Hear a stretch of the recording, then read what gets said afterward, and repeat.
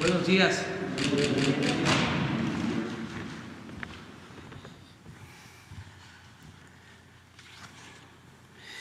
Vamos a iniciar el diálogo circular, esta conferencia, con preguntas de ustedes.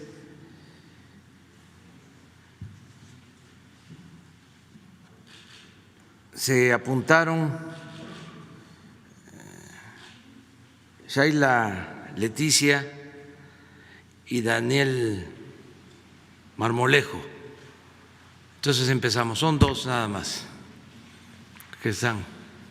Buenos días, presidente. Shaila Rosagel, corresponsal de Grupo Gili, El Imparcial de Sonora, La Crónica de Mexicali y Frontera de Tijuana.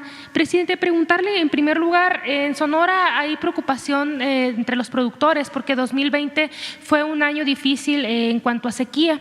Entonces, preguntarle si tiene información sobre este problema de la sequía en la entidad y si se contempla para este año apoyo para el sector agropecuario. Sería la primera pregunta. Sí, vamos a estar apoyando siempre el campo en Sonora y en todo el país, pero no hay algo específico, no tenemos ningún reporte de que se vaya a agravar el problema de la falta de agua en el país. No es ese el pronóstico que se tiene. Vamos a esperar y le vamos a pedir a Blanca Jiménez de la Comisión del Agua que elabore un reporte de pronósticos sobre sequía para este año y lo vamos a presentar. Gracias, presidente. Y sobre la conversación que tuvo el canciller Marcelo Ebrard con el asesor de Seguridad Nacional del presidente electo de Estados Unidos, ¿qué detalle tiene esta plática y si se esperan otros acercamientos entre funcionarios de secretarios de México y del próximo gobierno del presidente Joe Biden? Sí, a partir de la conversación telefónica que sostuvimos con el presidente Biden, se acordó empezar a ver algunos asuntos bilaterales que tienen que ver con la agenda de México con Estados Unidos, en particular lo relacionado con el tema migratorio. Entonces eso ya se está tratando. Fue el tema principal de esta conversación que tuvo el secretario Marcelo Ebrard. Y hay comunicación con el equipo del presidente electo. Aprovecho para celebrar que ayer hubo un comunicado del presidente Trump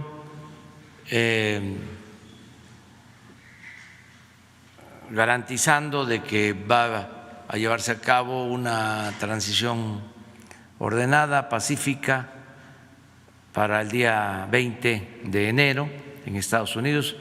Creo que es una buena noticia. Ok, presidente, gracias. Respecto a su propuesta de que el INAI pase a una secretaría, específicamente, bueno, usted habló de la Secretaría de la Función Pública ayer, preguntarle, presidente, ¿cómo quedará garantizado el ejercicio de la transparencia del gobierno federal con una modificación tan importante?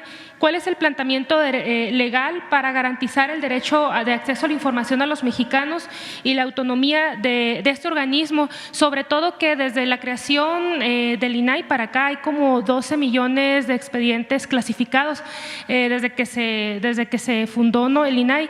Y bueno, son las dependencias de Estado las que clasifican los expedientes, entre ellas, por ejemplo, esta Secretaría de Hacienda, Gobernación, la misma Secretaría de la Función Pública, Profeco, la entonces PGR, migración, es decir, cómo se va a garantizar que los mexicanos tengan acceso a la información y si ya no habrá reservas, expedientes reservados con esta modificación que usted plantea. Sí, vamos a hacer un análisis minucioso de lo que más conviene, desde luego garantizando la transparencia, que es una regla de oro de la democracia. No significa tener transparencia el que haya un aparato burocrático creado con ese propósito. Ya eso quedó de manifiesto. Se creó el aparato burocrático para la transparencia y no hubo transparencia.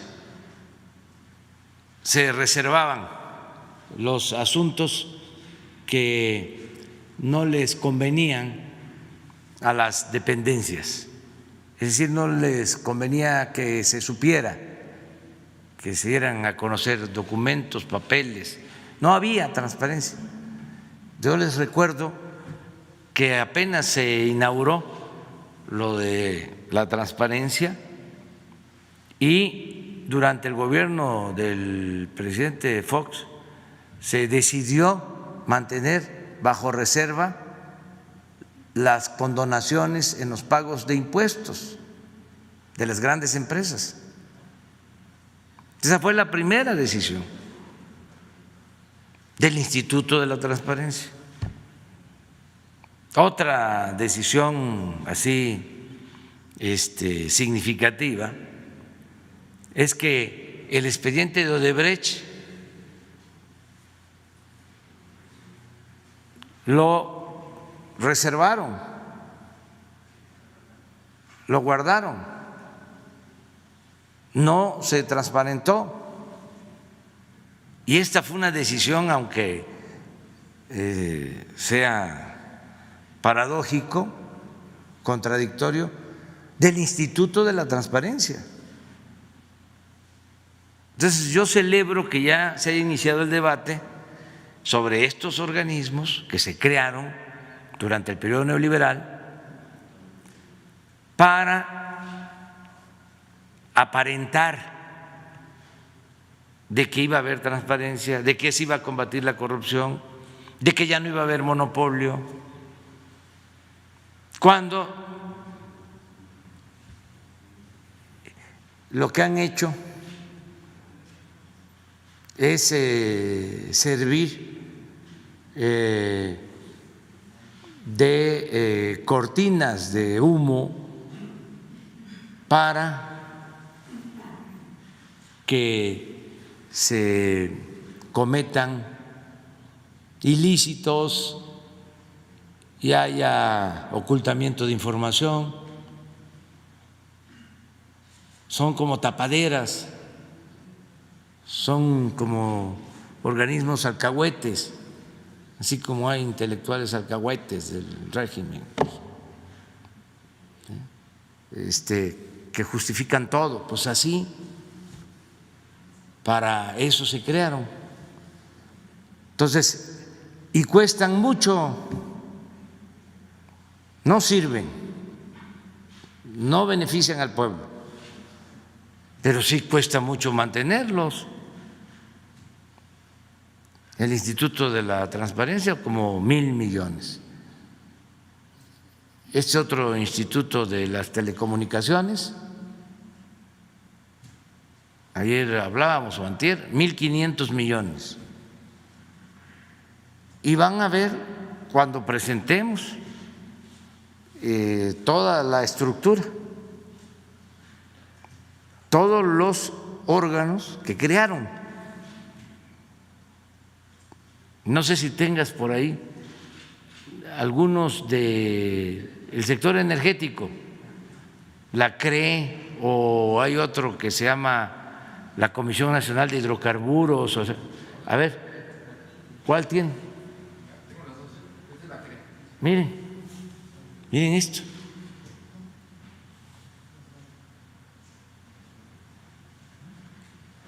La Comisión Reguladora de Energía. Bueno, ¿y para qué está la Secretaría de Energía?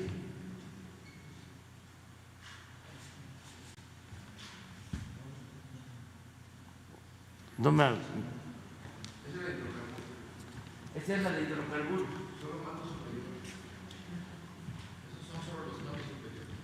Miren, ¿cuántas direcciones?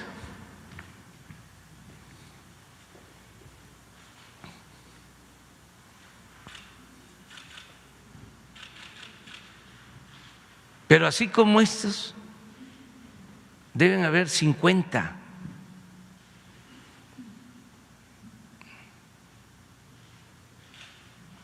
Entonces, hay duplicidad. ¿Por qué crearon todo esto? Bueno, para que los beneficiados con las privatizaciones tuvieran su propio gobierno.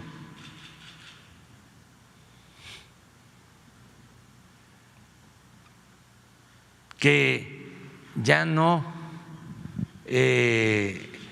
importara la Secretaría de Energía, ni Pemex, es una empresa más como cualquier empresa particular, privada. Ya eran estas reguladoras las que decidían, y deciden la Comisión Federal de Electricidad, no, pues también sujeta a organismos de este tipo, la Secretaría de Comunicaciones, bueno, esta de competencia. Les voy a poner un ejemplo. Cuando propusimos que se reformara la ley del Seguro Social para la administración de afores, en beneficio de los trabajadores, y que cobraran menos de comisión las afores en beneficio de los trabajadores. Se presentó la iniciativa hace unos meses. La responsable de la Comisión de Competencia, fue a defender a las afores, alegando de que no se podía poner un tope en el cobro de las comisiones, que se tenía que dejar libre. ¿Para qué? Para que las afores siguieran cobrando por encima de lo que se cobra en el mercado internacional, afectando a los trabajadores. Entonces, ¿qué utilidad tiene ese órgano? ¿En qué beneficia al pueblo? ¿No tienes ese organismo? Nada más para ver su estructura, de manera descarada, en apoyo al sector financiero, en contra de los intereses de los trabajadores. Entonces es un buen debate, aunque todos los medios de información, o la mayoría, pues estén a favor de estos aparatos, porque pues esto es lo que crearon para la simulación durante el periodo neoliberal. Entonces, nosotros queremos ahorrar para que todo lo que se obtenga, nos ahorremos, se le destine al pueblo, se utilice para el desarrollo, que no tengamos que aumentar la deuda, que no tengamos que cobrar más impuestos, que no tengamos que decretar gasolinazos, Pues ¿cómo le hacemos? Ahorrando, actuando con eficiencia en el manejo de la administración pública. Esto es, mire,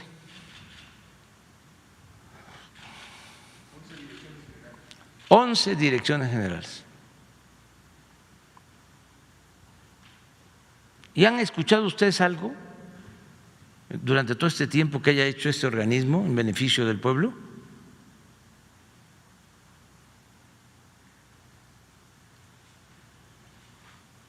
Entonces, vamos a revisar todo.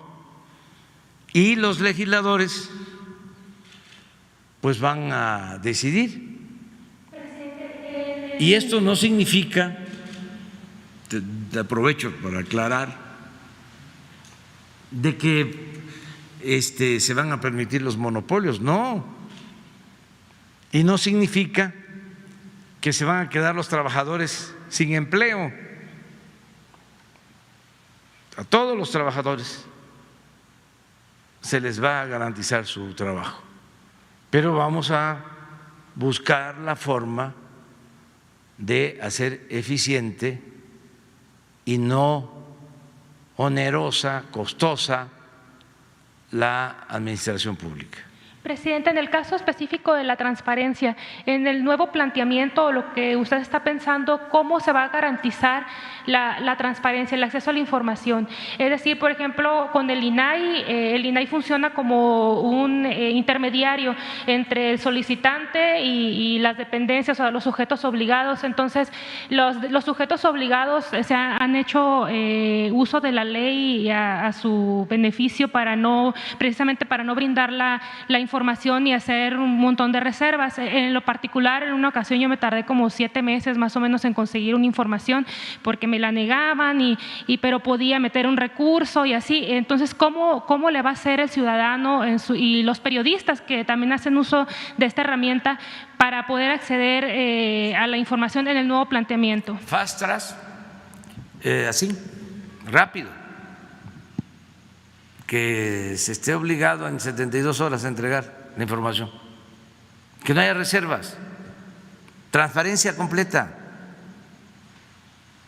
y que el funcionario que no entregue en tiempo sea sancionado. Pero eso lo puede hacer la oficina o la Secretaría de la Función Pública. Ahí se entrega la solicitud o a cada dependencia y ya saben que a partir de que lo reciben tienen que entregar la información y buscar un mecanismo para que de manera rápida se sancione al funcionario que no entregue la información. Nosotros no tenemos nada que ocultar. Y la vida pública tiene que ser cada vez más pública. Les voy a comentar algo. Antier, me informa el secretario de la Defensa de que hay una solicitud de una persona pidiendo informes de por qué atendieron a mi hermana en el hospital militar. Entonces, doy la instrucción, informen que llegó grave y que en situación de urgencia cualquier institución de salud está obligada a dar atención médica. Y que además muchos hospitales están considerados para atender enfermos COVID y que puede ir cualquier persona. La Defensa está atendiendo no solo a miembros de las Fuerzas Armadas, está atendiendo a la población en general cuando se trata de COVID.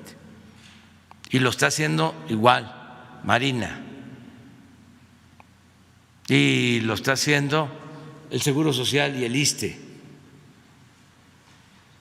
Entonces, eso es lo que se informa y no hay ningún problema. Que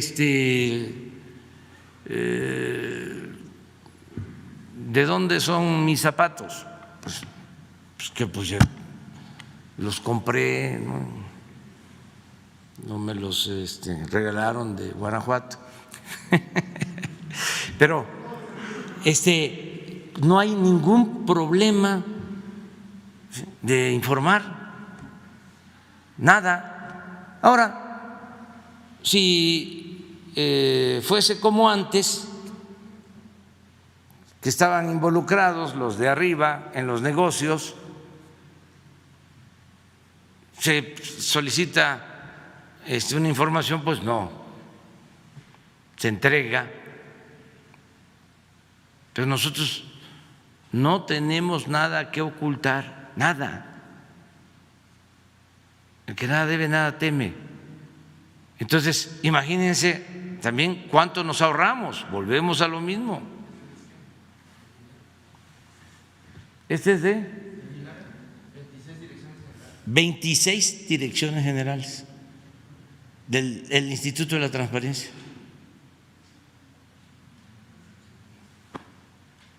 Entonces vamos a ir uno por uno. Ayer alguien comentó que el IFETEL no se podía desaparecer porque está en el Tratado de Libre Comercio. Bueno, vamos a analizarlo. No podemos hacer nada violatorio de la ley, pero vamos a una revisión general de todos estos organismos, sin despedir a los trabajadores de base. Ahora que se fue nuestro amigo, a quien le agradecemos mucho por todo su apoyo, Alfonso Romo, que en la oficina de la presidencia desaparece la oficina de la presidencia porque todos esos ahorros, los de confianza son los que salen, que también les digo, hay sitios, es un asunto de reacomodos donde se requieren de buenos servidores públicos,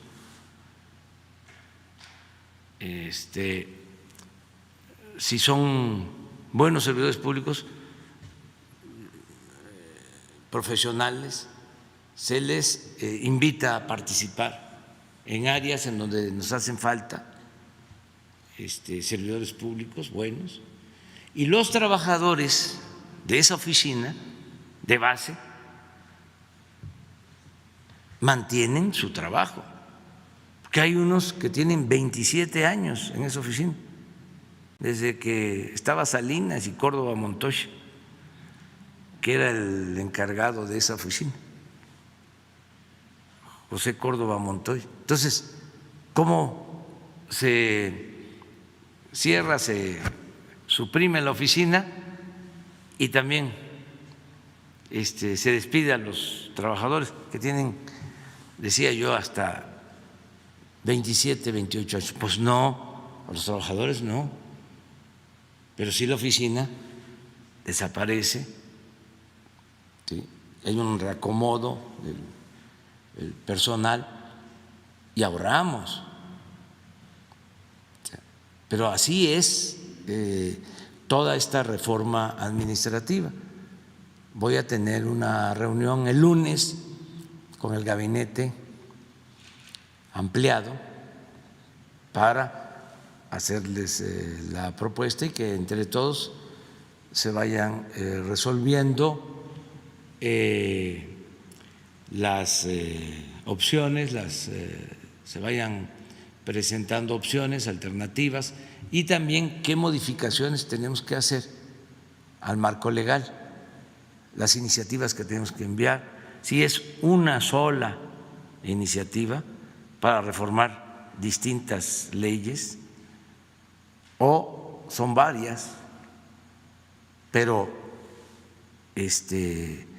participar en esto para que tengamos una estructura administrativa ajustada a nuestra realidad, no un gobierno obeso,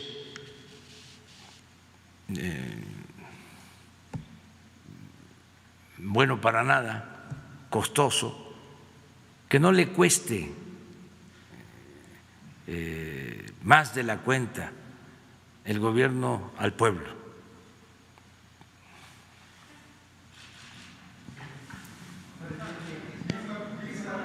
Perdón. Daniel. Muchas gracias. Señor presidente, muy buenos días. Daniel Marmolejo, de la Cuarta República y Voces del Periodista. Hace 11 meses, señor presidente, exigimos de buena forma que se abrieran los medios públicos del Estado mexicano a nuevas voces. Al menos en este tiempo tenemos 12 proyectos que quisiéramos presentar a las autoridades correspondientes en el afán de no solamente estar en redes sociales luchando, sino que como las redes sociales tienen dueños y ya vimos que generan apagones y que también hay infodemia y que también se controla y se censura a los comunicadores alternativos y a quienes tratan de llevar la voz del pueblo, quisiéramos ver, señor presidente, como primer asunto, si se mantiene esta posibilidad para poder presentar y sean valorados estos proyectos. Sí, desde luego, en todos los medios públicos debe haber posibilidades de trabajo y de participación de periodistas, de comunicadores. Desde luego, en la medida de nuestras posibilidades, pero sí debe de procurarse que haya estas oportunidades de participar en medios públicos. Y tenemos, en efecto, que estar creando medios alternativos de comunicación. Esto que tú bien señalas como un apagón, ¿sí? Esto que hicieron hace unos días en Estados Unidos es una mala señal, es un mal presagio de que deciden empresas particulares silenciar, censurar. Eso va en contra de la libertad. Entonces, no se vaya a estar creando un gobierno mundial con el poder de el control de las redes sociales, un poder mediático mundial, además un tribunal de censura como la Santa Inquisición, pero para el manejo de la opinión pública. Es gravísimo. Claro que hay que estar pensando en opciones, en alternativas, porque sí, yo creo que fue un antes y un después en el caso de las redes sociales, lo que sucedió hace unos días. Luego leí la carta del dueño de Face y lo sentí con mucha prepotencia, con mucha arrogancia, o sea, hablando de sus normas y que la libertad y el derecho a la información y el papel de las autoridades legal y legítimamente constituidas. Entonces, sí, hay que pensar en eso, no confiarnos, porque ya padecimos durante mucho tiempo lo que fue el control de los medios de comunicación convencionales. Aparecen las redes sociales y es una etapa nueva, todos lo celebramos. Yo sigo sosteniendo que son benditas redes sociales, pero estos últimos acontecimientos sí deben de preocuparnos y de ocuparnos en no dejar de crear medios alternativos y que se permita siempre el que se informe al pueblo, que se garantice el derecho a la información. Entonces, así contesto tu pregunta. Sí, sería importante, señor presidente, nada más para terminar esta reflexión de usted, que ahora que el Internet público va a llegar a todas las comunidades, hubiese una alternativa a YouTube, que México creara con sus científicos sus propias redes sociales, previendo los embates, porque ahí es donde se da la guerra híbrida. Señor presidente, en uno de los proyectos que hicimos, que se llama Cuatro Titanes dentro de la serie Incorruptibles, presentamos en las 2 últimas semanas los análisis de 4 psiquiatras quienes valoraron a los expresidentes de México desde Salinas hasta su antecesor. Los resultados son devastadores para el pueblo de México. No solamente se ha luchado contra el neoliberalismo, es lamentable decirlo desde el punto de vista humano y sin el afán de estigmatizar a quienes padecen enfermedades de este tipo, que es parte de la condición humana, pero México fue gobernado por personas con serios problemas. La conducta general que plantean 4 psiquiatras de muy alta valoración y un neurocirujano está definido como narcisismo maligno. Imaginemos cómo se le ha entregado el poder público a estos funcionarios. La situación trasciende en este momento de manera significativa porque la Fiscalía General de la República ha hecho un anuncio de que estarían prácticamente judicializándose las carpetas de investigación sobre el tema de Emilio L. Los implicados son justamente 3 expresidentes, Enrique Peña Nieto, Felipe Calderón, Carlos Salinas. Funcionarios de muy alto nivel como Luis Videgaray, José Antonio Meade, José Antonio González Zanaya. Ha habido, pues es una gama muy amplia de funcionarios. Quisiera omitir los nombres por respeto a cualquier investigación, pero estamos prácticamente en los albores de que en México se haga justicia y que lleguemos quizás a un maxi proceso. Esto es fundamental dentro de la transformación de México y quizás es parte del llamado que usted hizo respecto a que estos temas estaban aparentemente estancados. Sabemos, y por lo que usted también ha señalado, de la autoridad y el valor que tiene la Fiscalía en México, la importancia que se le da, pero también ha habido una preocupación social muy grande sobre estos temas. ¿Cuál es su reflexión, señor presidente? Muchas gracias.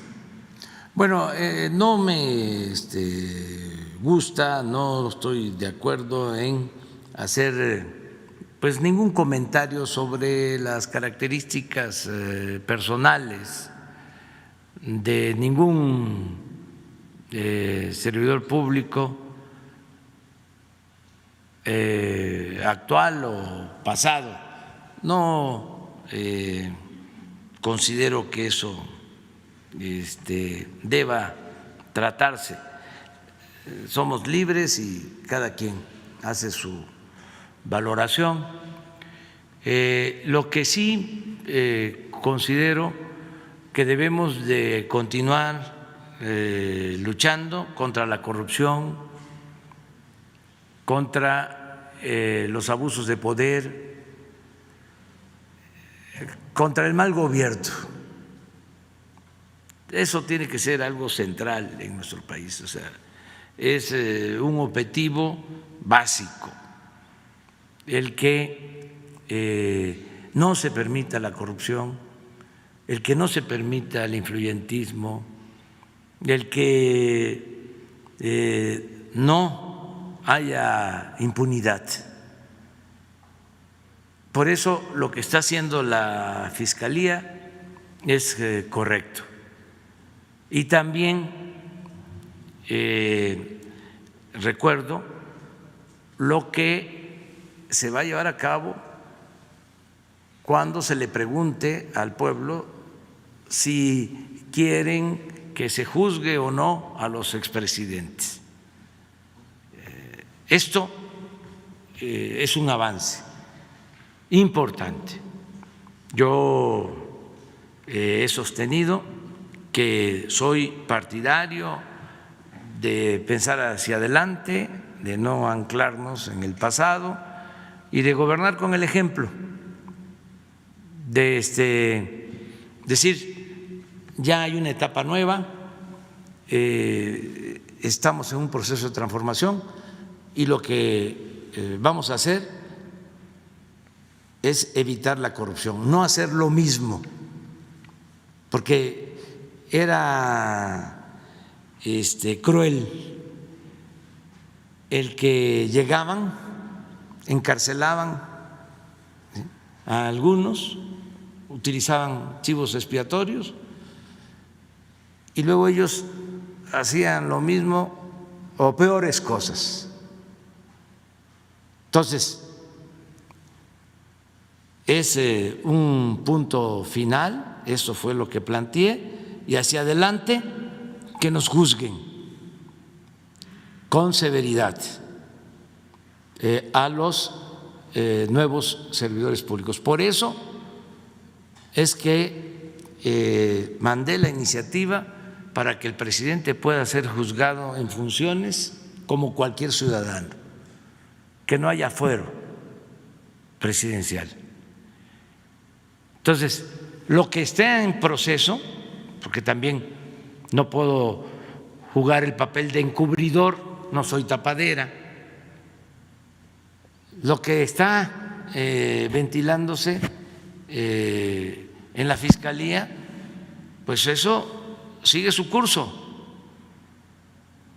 porque yo no le voy a hablar a Alejandro Germanero para decirle, y además él no me lo permitiría y haría bien. No le voy a hablar, no continúes con este proceso. Él es libre y es una institución autónoma y tiene todo nuestro respaldo y le tenemos confianza al fiscal. Entonces, lo que ya está en curso, que se inició, que se desahogue, pero nosotros no vamos a perseguir a expresidentes. Lo dije y lo sostengo, no es mi fuerte la venganza. ¿Tenemos que hacer la consulta? Sí, porque de lo contrario estaría yo actuando como encubridor. Ahora, si me preguntan cuál va a ser mi actitud en la consulta, voy a votar en contra, ya lo he dicho, pero es un voto y van a ser los ciudadanos los que van a decidir.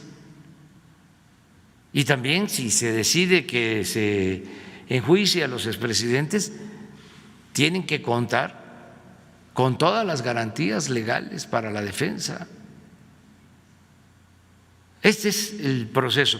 Al final, la justicia no solo es encarcelar a la gente, la justicia es también prevenir, evitar que se cometan ilícitos.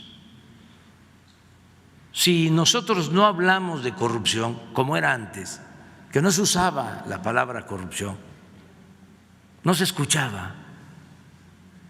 Si se tolera la corrupción, pues nunca se detiene la corrupción.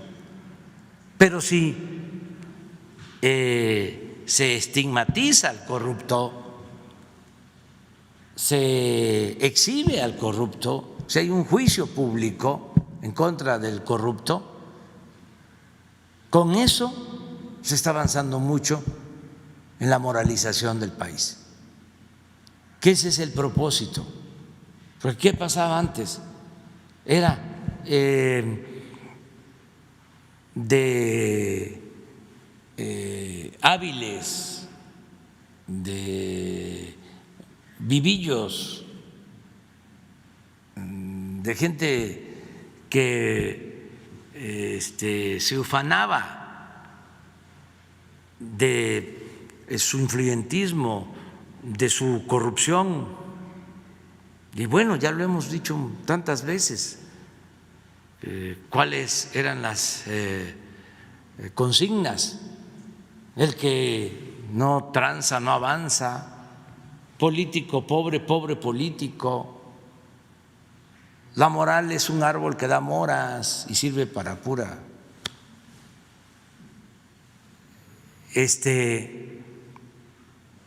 Era muy normal, se le aplaudía al corrupto, pues hasta exhibían sin ninguna limitación sus riquezas mal habidas. Ahora es distinto. A ver, ¿qué ande un político en un Ferrari? Antes tenían colecciones, o si las tienen ahora, los pasados están en estacionamientos guardadas. Los aviones privados, los yates. Imagínense, se puso de moda tener departamentos no solo en Miami, sino en Nueva York.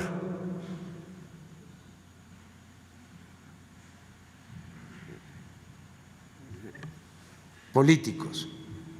Les contaba yo la historia de un político muy famoso de hace poco, que estudió en una escuela pública, como estudiamos todos, o la mayoría, ahí, de gente humilde. Ahí fue subiendo, la secundaria también, la preparatoria, la universidad pública, y de repente político, ¿no? Y diputado y presidente y lo que sigue, y lo que sigue, y lo que sigue, y termina viviendo en una residencia en las lomas de Chapultepec. ¿Cómo fue eso? ¿Cómo lo hizo? Me platicaba un amigo de su generación, pues si lo conozco bien, sí íbamos junto a la escuela. ¿De dónde? Ahora sí que, como diría Chicoche, ¿quién pompó? ¿De dónde salió la casa de las lomas? Adelante. Ya no hay lista, ya son dos. Era Shaila y Daniel. Vamos con ella y ahora vemos. Buenos días, presidente. Gracias. Judith Sánchez Reyes, corresponsal de Imagen del Golfo. Presidente, usted en octubre pasado se pronunció a favor de que no pudieran contender a un cargo de elección popular todo aquel que haya cometido alguna agresión, algún acto de violencia contra las mujeres. En este momento hay una serie de reacciones por la candidatura de Félix Salgado Macedonio a la gubernatura de Guerrero. Pues hay 2 denuncias de una misma mujer por abuso sexual en su contra. Si bien Morena ya se está pronunciando, está diciendo que hay que investigar este caso, pero ellos lo ven más como una situación política porque puede ser un candidato que no pueda darles el triunfo más allá de lo que realmente tiene que ver con la agresión a esta mujer, que si aún bien también están en investigación, no se ha determinado. ¿Cuál sería su opinión al respecto? ¿Sería éticamente correcto que él siguiera con esta intención de candidatearse? Sí, mire, pues es un asunto partidista y también producto de la temporada. Hay ahora pues una competencia en algunos estados porque vienen elecciones. Entonces todo esto genera polémicas, acusaciones. Por eso hablo que es producto de la temporada. Pero este caso ya tiene algunos años que se Sí, dice que está de manifiesto. entonces que la autoridad competente sea la que resuelva.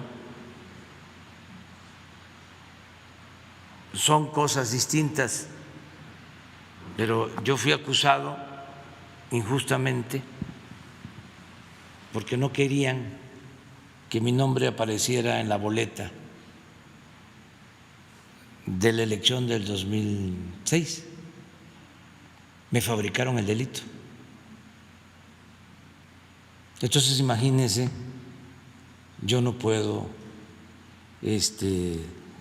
a la ligera descalificar a nadie.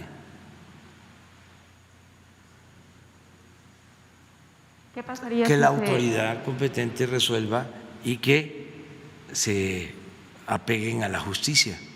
Pero sería éticamente correcto que aún estando unos señalamientos… Es que eso lo tiene que decidir la autoridad competente. Yo lo único que puedo comentarle es de que cuando hay elecciones o cuando hay competencia se trata de descalificar al adversario de una o de otra manera. Entonces, que la autoridad resuelva y que sean procesos justos.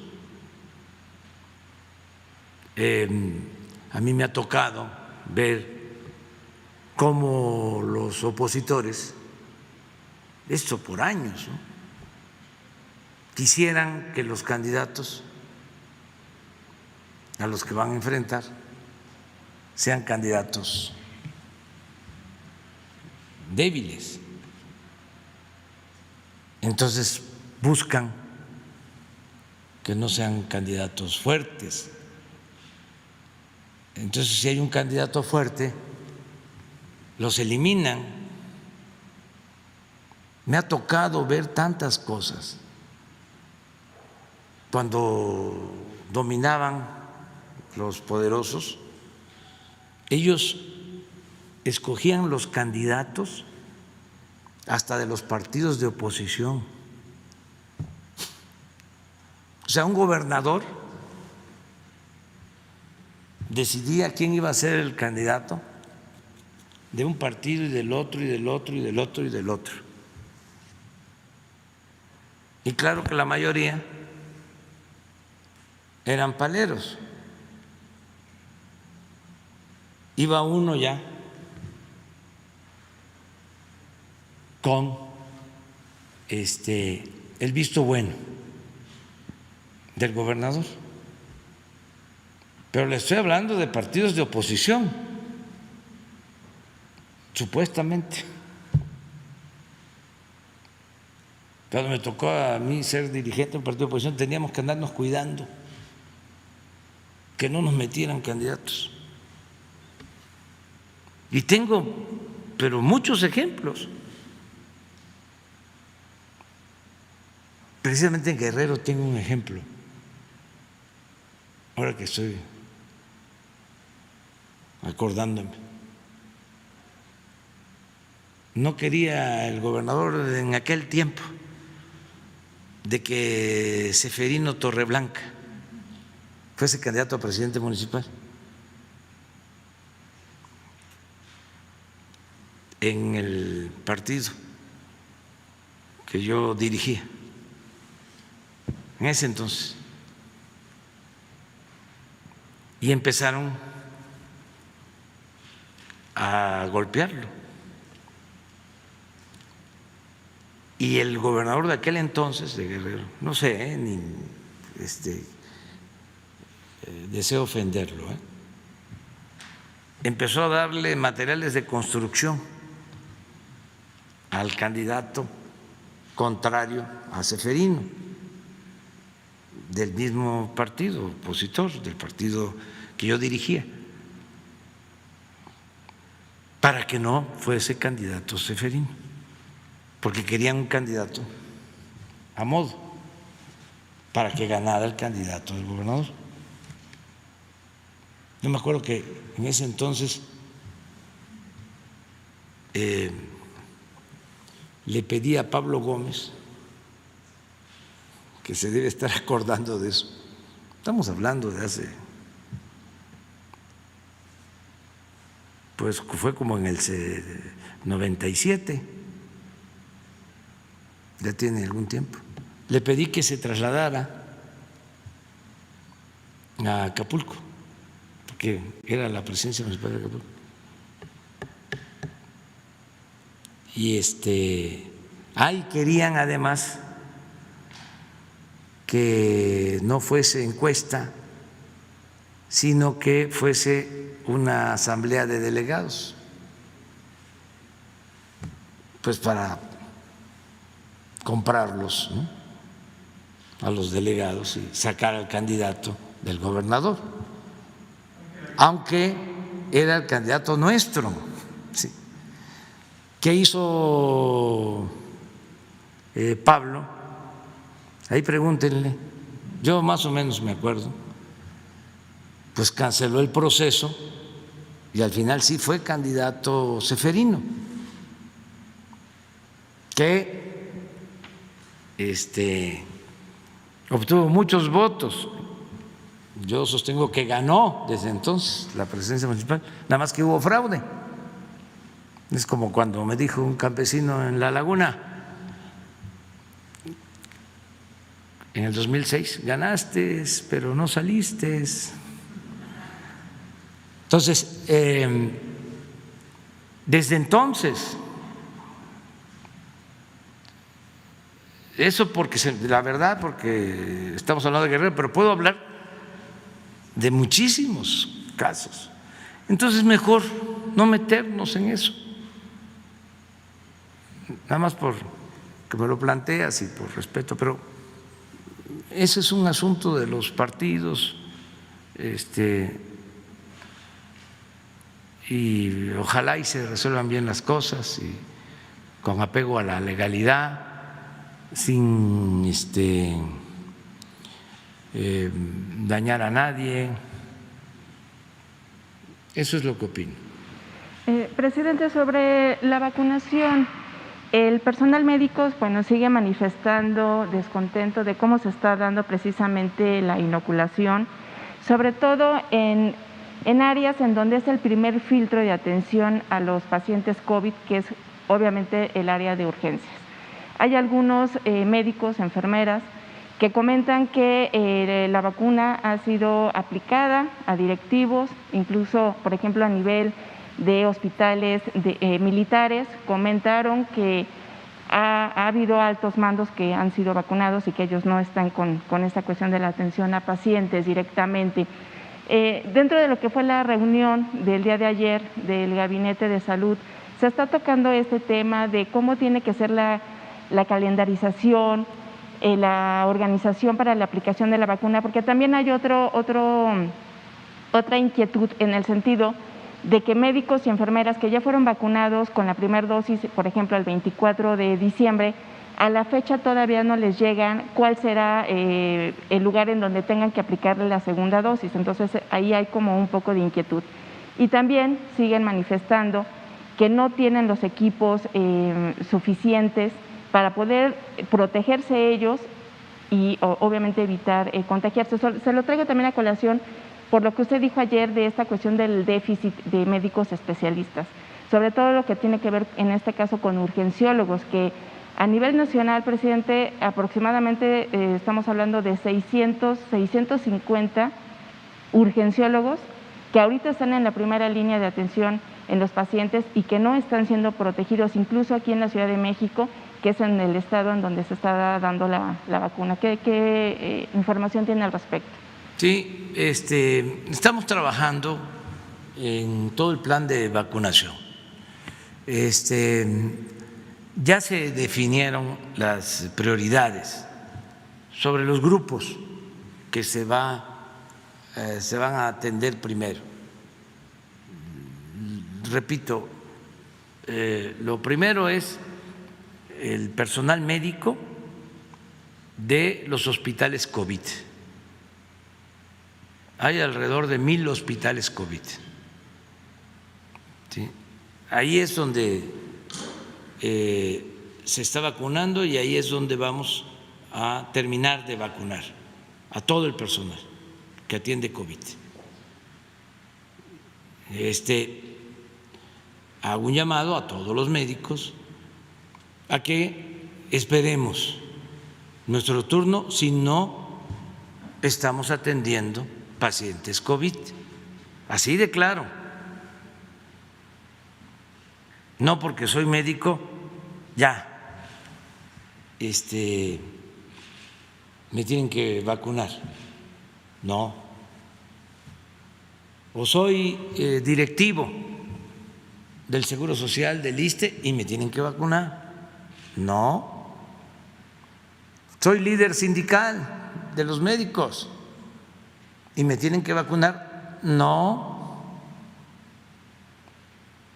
Primero a los que trabajan en los hospitales COVID. Todos los demás, incluido el presidente de la República, hasta que le toque. Pero no tendría que haber una especie como de candado, presidente, porque si efectivamente ha habido situaciones que por ética estamos viendo que no lo están cumpliendo. No, es que tiene que funcionar de esa manera. Pueden haber de estos abusivos, gandallas, pues, para decirlo con claridad y para que se entienda bien. Sí, pero 1, 2, 3, 5, 10 golondrinas no hacen verano. La mayoría de la gente se porta bien. Cuando no hay influyentismo, cuando hay rectitud. Entonces, el llamado es, primero, a los trabajadores de hospitales COVID. Segundo, a los adultos mayores, empezando por los más ancianos.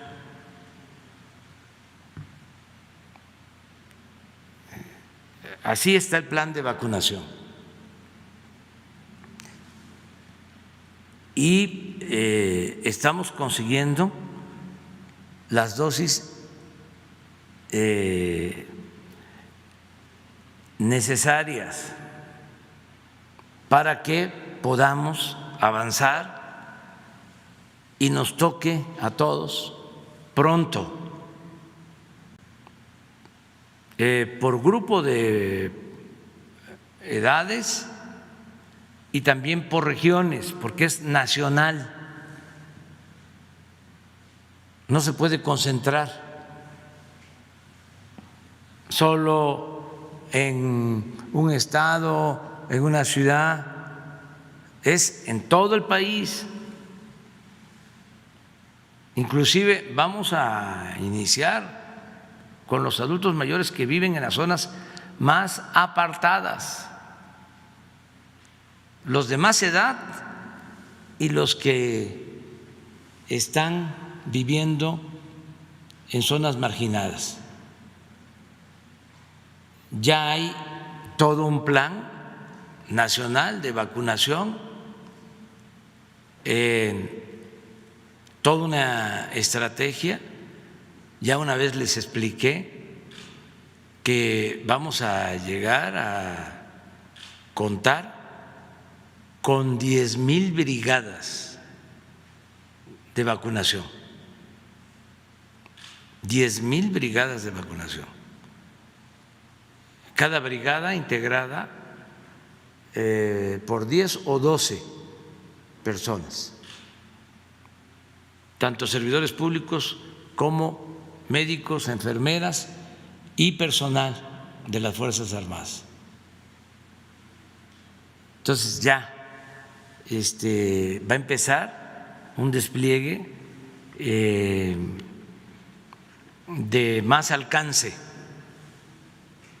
De todas maneras, hasta ayer llevábamos aplicadas 58,000 dosis.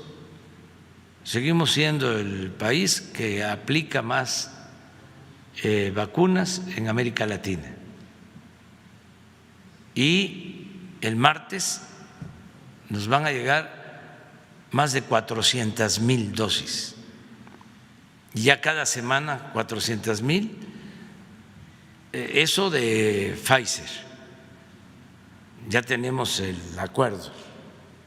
Hasta marzo nos van a estar entregando en promedio 400, 500,000 por semana dosis. Pero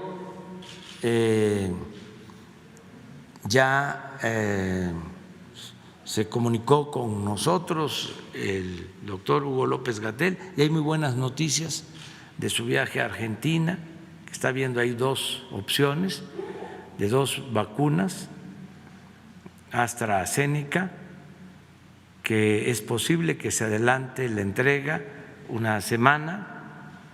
Estaba pensado para marzo, pues vamos a tener posiblemente para finales de febrero, y es una cantidad considerable.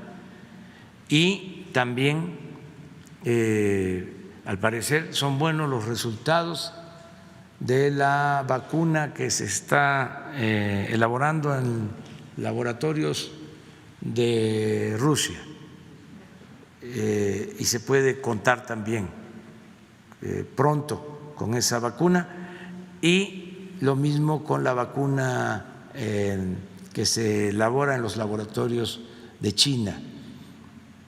Todo va a depender de que tengamos disponibilidad. Ya la organización para la aplicación ya la tenemos hecha. Entonces, lo más pronto posible vamos a estar vacunando al mayor número de personas. Y tenemos todos que denunciar el influyentismo, tenemos todos que denunciar a los que quieran brincarse o saltarse la fila. Tiene que ser por edades. Yo solo recuerdo un dato: si vacunamos a todos nuestros adultos mayores, vamos a reducir la mortalidad por COVID en 80%. Entonces, si no nos corresponde, pensemos en que si le damos preferencia a los adultos mayores, vamos a salvar vidas. Y en tanto, vamos a cuidarnos, vamos a seguirnos cuidando con la sana distancia, con todo lo que ya sabemos se tiene que hacer, en tanto nos toque la vacuna. Presidente, y por otra parte preguntarle si usted tiene conocimiento o ha visto un video que se está publicando en donde piden su intervención para evitar que una comunidad indígena de Tilzapote, Oaxaca, que está asentada pues en ese lugar desde hace 70 años, pero que ahora están con la intención de despojarlos de un predio en donde, por cierto, hay 2 escuelas y un centro de salud para construir un complejo turístico. Esta comunidad pide obviamente su intervención porque obviamente, pues vaya, quieren quitarlos de su lugar de origen. ¿Qué municipio es? Tilzapote. De hecho, bueno, aquí también, bueno, pues queda de manifiesto la impunidad y la corrupción con la que pues algunos despachos de notarios están haciendo este tipo de acciones para favorecer a personas y lucrar con este asunto. ¿Usted tiene información al respecto? Sí, ya conozco el tema. Es en la costa, ¿no? Sí. De Oaxaca.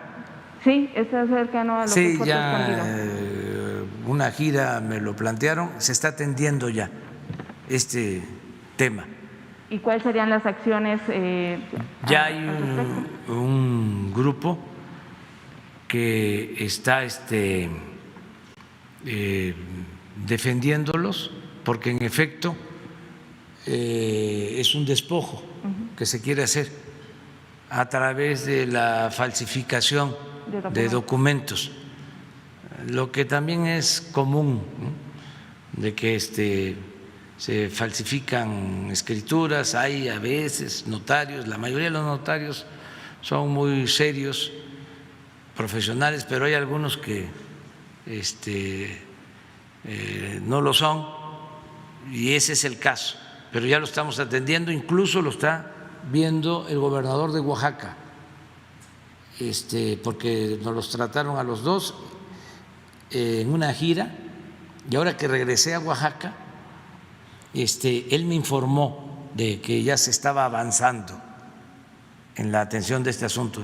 De todas maneras, ahorita Leti Ramírez está tomando nota y vamos a indagar para ayudarlos, para apoyarlos, evitar el despojo.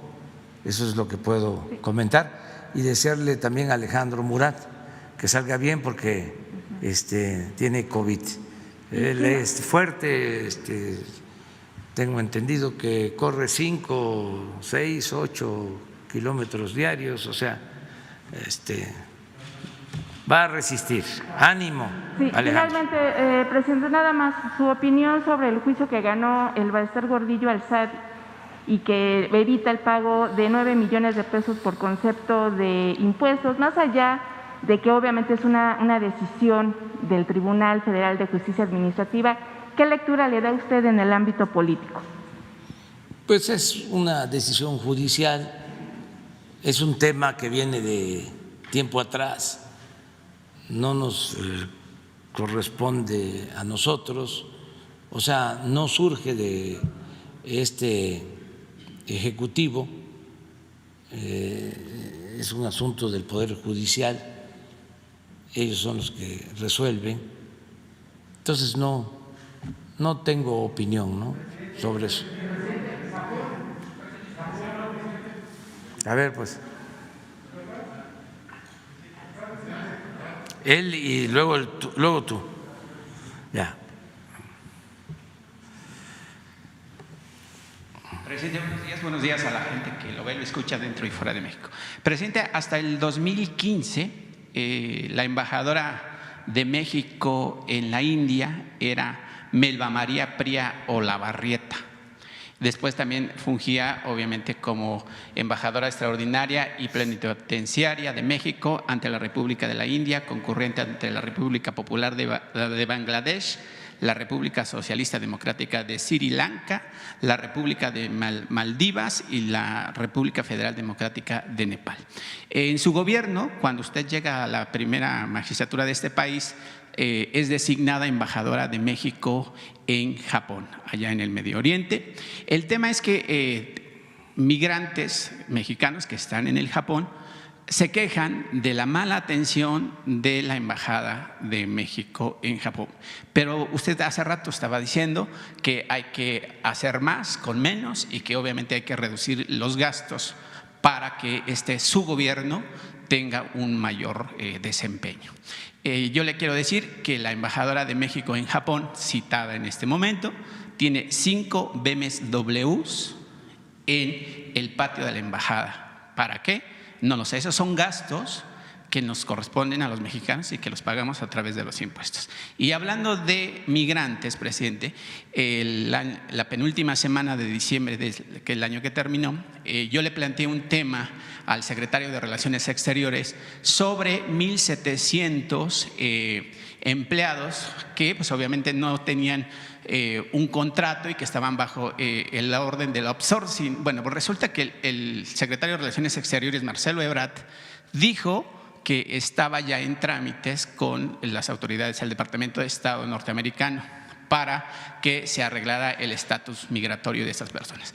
Pues lamento decirle que el secretario de Relaciones Exteriores mintió, porque la gente ha sido despedida, tiene años de trabajo en la embajada y en los consulados diversos de los Estados Unidos. ¿Qué respuesta le da a esta gente, presidente, que ha servido a la nación fuera de nuestras fronteras, que dejó su familia, que dejó el país, y esta embajadora que está en Japón con 5 automóviles BMW, como si fuera una hacker del Medio Oriente? Bueno, vamos a pedirle al secretario de Relaciones que atienda las 2 denuncias que estás haciendo. Desde luego tiene que haber austeridad republicana, tanto en los servidores públicos que se están desempeñando en el país como en el extranjero, los diplomáticos, embajadores, cónsules. Vamos a ver esta situación.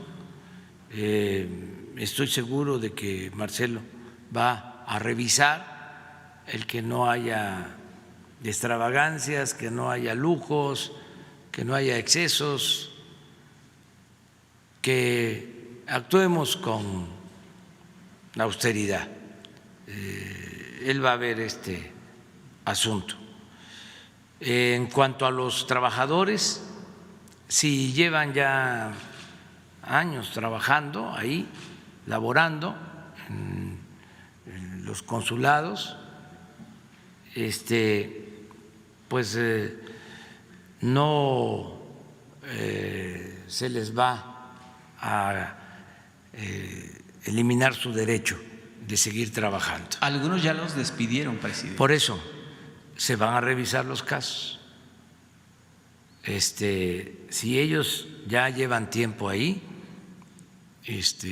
laborando, como tú lo señalas, se va a revisar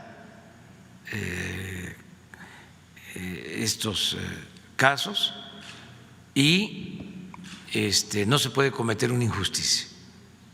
Pero eso lo va a ver la Secretaría de Relaciones. Voy a pedir que me presenten un informe y no sé si tengas otro tema, porque sí, quiero aprovechar. 2 temas rapidísimos, sí. Presidente. Me presento, soy Marco Antonio Olvera, de la revista Énfasis y del canal de YouTube Marco Olvera Oficial. Usted ayer hablaba, lo vi a través de su conferencia, que incluso amigos atacaban el proyecto de la 4T y que obviamente los medios de comunicación pues habían desplegado una campaña de desprestigio de su gobierno, de cómo está trabajando y demás. El día 6 de enero, el periódico Reforma, aunque me duele decirlo porque yo formé parte de las filas del Reforma cuando se fundó,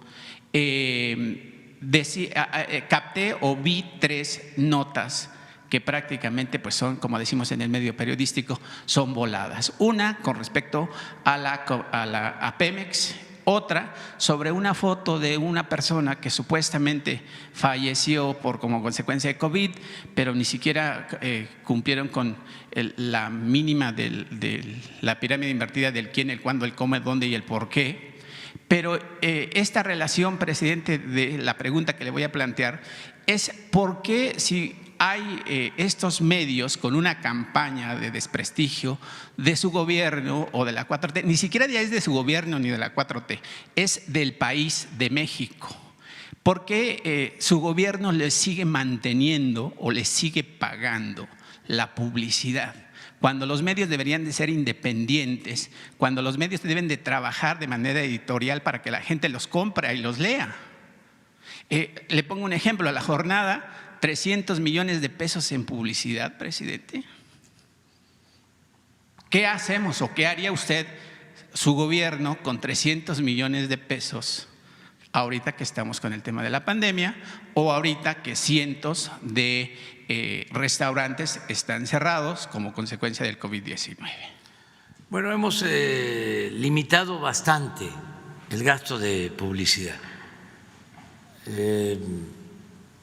Yo les puedo decir que solo con datos formales, porque mucho dinero se entregaba en efectivo a los medios,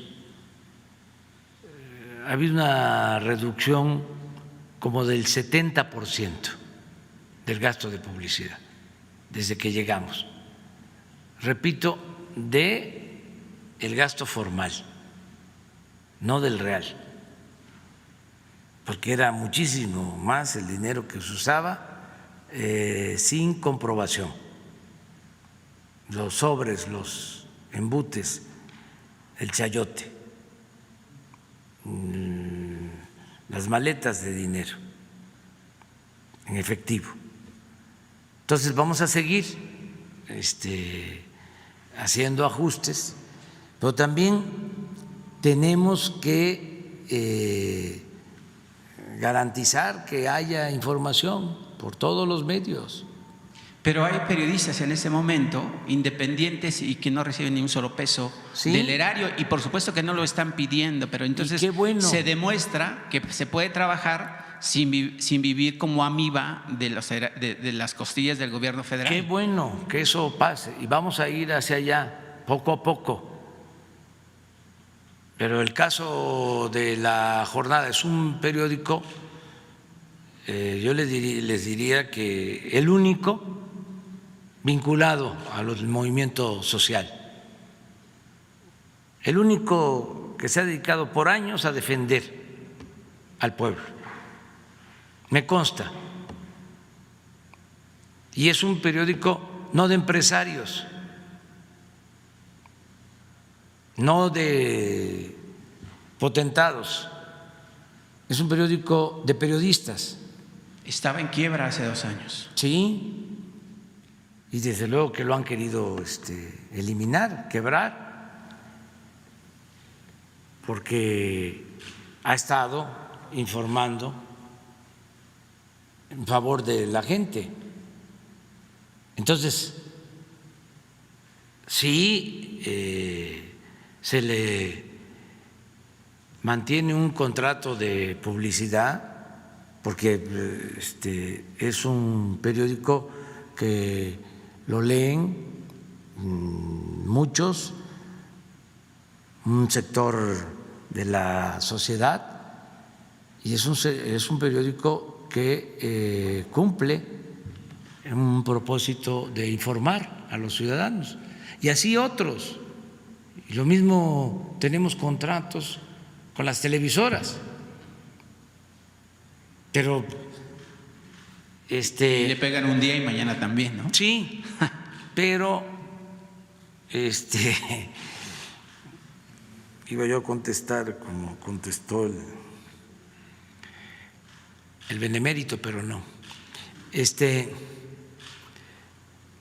Tenemos nosotros que informar a la gente. Miren, a pesar de que han crecido mucho, se han extendido las redes sociales, todavía la mayoría de la gente, todavía más del 50% de los mexicanos se enteran por la televisión, aunque no nos guste, porque ya hemos hablado de este tema. Se piensa que ya todos se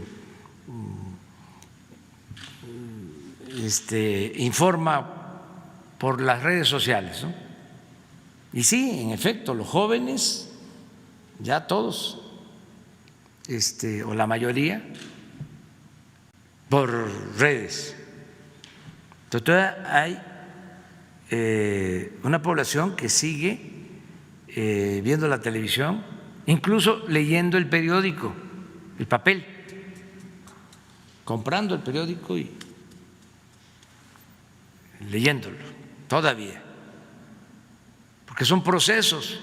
Además, las redes no pueden o no han crecido más porque no hay internet en todo el país. Han crecido mucho,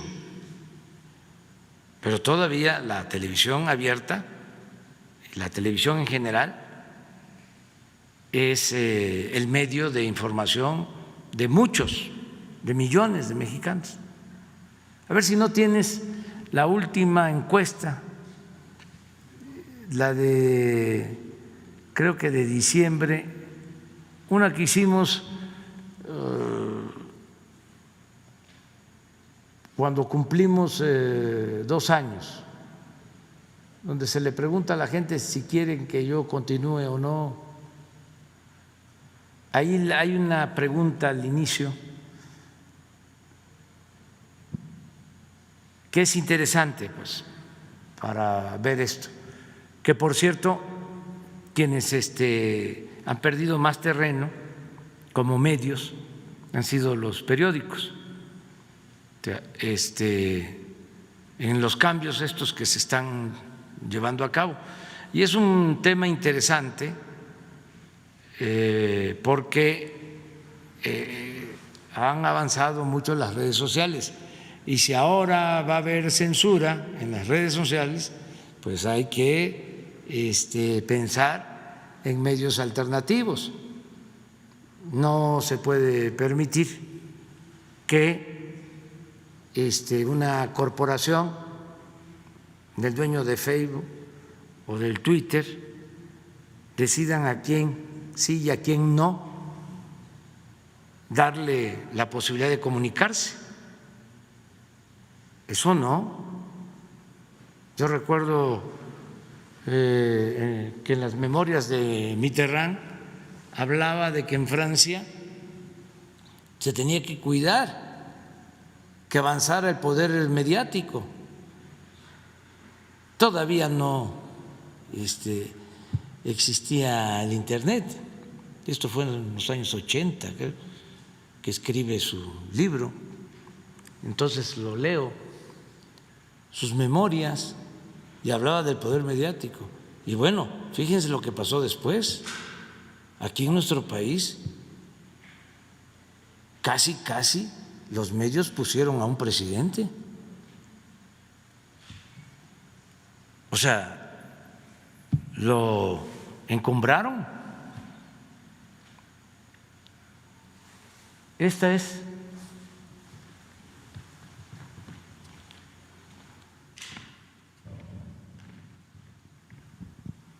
en general, ¿cómo se entera usted de las noticias? 56% televisión.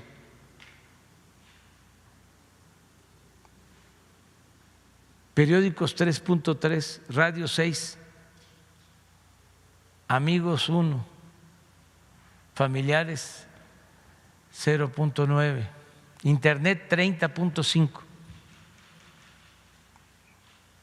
Ha ido creciendo muchísimo. Esto estaba hace 3 años, 80%.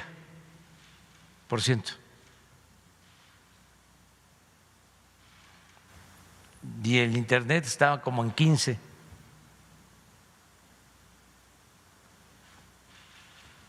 Esto es relativamente reciente.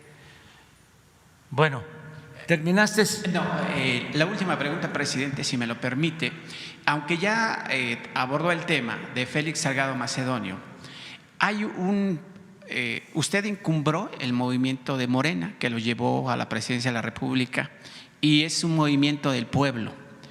Sin embargo, cuando usted andaba en campaña, decía que no habría candidatos obscuros, candidatos corruptos, candidatos que violentaran. ¿No sería conveniente que Félix Salgado Macedonio, por la acusación de violación que está documentada por un fiscal y que Astudillo, el gobernador, detuvo la investigación, la carpeta de investigación, que renuncie a la candidatura y que una vez que se arregle, pues que se regrese al Senado? Finalmente es un senador que está con licencia, a fin de que no se manche el movimiento, presidente, porque vienen las elecciones en el 21, ya no viene el tsunami Andrés Manuel, viene el tsunami para cambiar 15 gubernaturas, al igual de 15 congresos locales, perdón.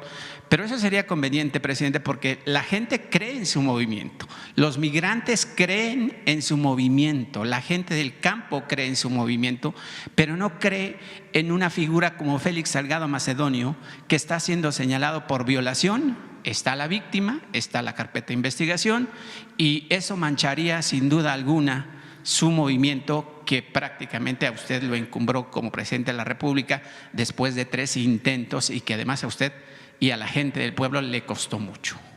Pues yo no coincido con tu punto de vista, desde luego que lo respeto. No me voy a meter en este tema, no quiero abordarlo. Ya dije que es producto de la temporada y de la contienda electoral. Solo voy a agregar algo. Tengo entendido, como ustedes seguramente, no creo que como todos, pero sí ustedes que son mirones profesionales y en mi caso que pues tengo que estar informado. Tengo entendido de que la selección de candidatos en Guerrero y en otras partes del partido Morena se está llevando a cabo mediante encuestas. Eso es lo que tengo yo entendido. Si en la encuesta que se elaboró la gente, el pueblo, decide que el mejor es un ciudadano, una mujer, un hombre, ¿por qué no respetar esa decisión?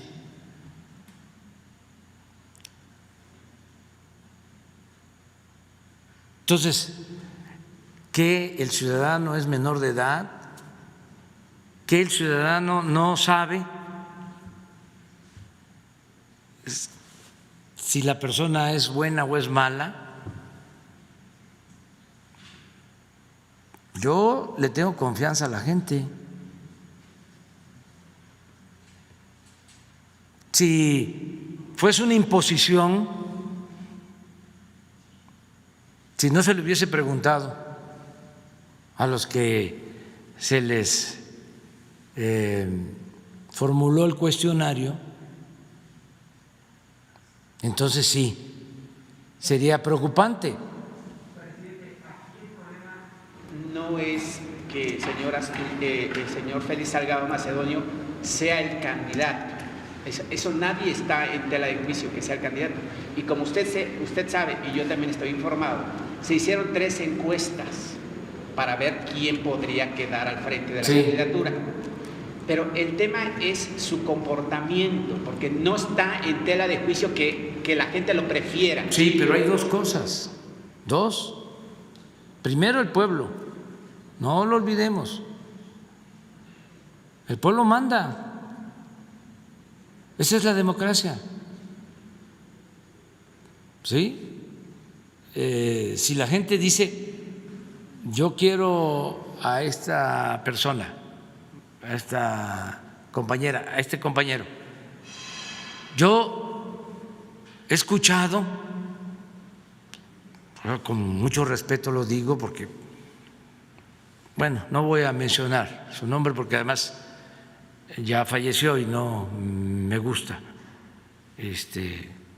involucrar a los finados, pero un intelectual de mucho nivel,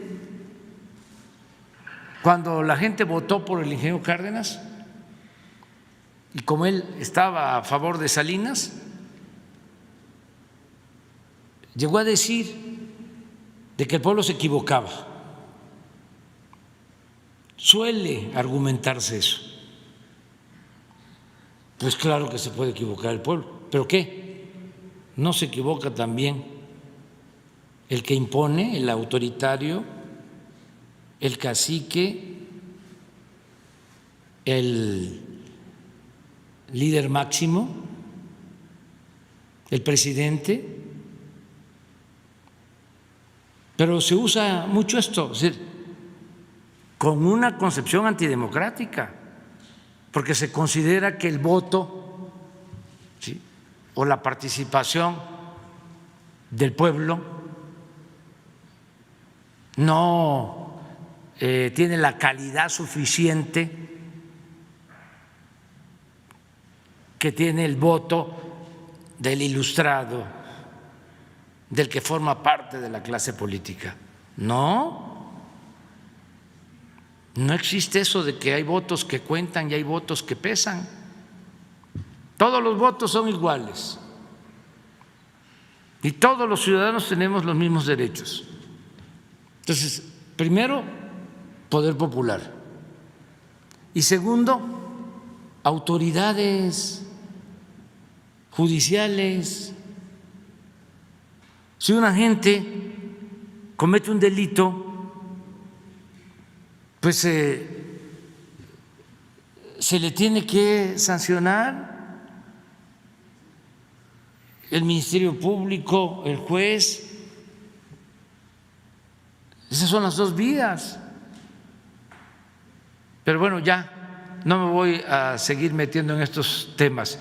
Solo comentarles algo, aprovechando ahora que hablaron de las embajadoras. Yo estoy muy satisfecho con el trabajo de los diplomáticos de México. Hoy se reúnen en la ciudad cónsules, embajadores que nos representan en el mundo, y quiero enviarles un saludo de reconocimiento por su labor.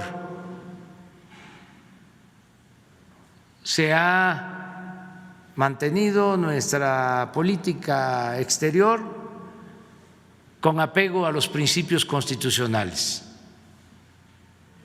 la no intervención, la autodeterminación de los pueblos, la solución pacífica de las controversias,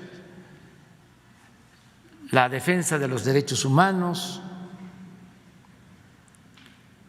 Se hizo valer en este tiempo lo que es una tradición que nos distingue en el mundo en política exterior: el derecho de asilo. La labor de la embajadora de Bolivia fue extraordinaria en el asilo que se le concedió al expresidente Evo Morales. Y también agradezco mucho la labor de cónsules, de embajadores, de todos los trabajadores de la Secretaría de Relaciones Exteriores en su desempeño con motivo de la pandemia, de cómo se protege a nuestros paisanos en el extranjero, de cómo se trasladaron a muchos mexicanos que estaban en otros países del mundo, incluso de cómo han ayudado en las labores tristes de traslado de personas fallecidas, de sus cenizas, de todos los trámites que se han hecho para que familiares de mexicanos que han perdido la vida por COVID puedan tener a sus seres queridos en nuestro México. Un saludo a todos los diplomáticos, y hay que seguir adelante, defendiendo con mucha dignidad a México y defendiendo la soberanía nacional. ¿Les parece que ya? Voy a Michoacán y a Colima. Estoy saliendo para allá. ¿Se quedan los dos para el lunes? Para que yo tenga tiempo de desayunar y ya me voy. Voy por carretera, vamos hasta Zamora, pero primero vamos a pasar a Marabatío. Y seguimos mañana de gira por Michoacán y por Colima. Vamos a estar en Manzanillo el domingo en el puerto y están invitados. Y el lunes nos volvemos a encontrar aquí. Muchas gracias.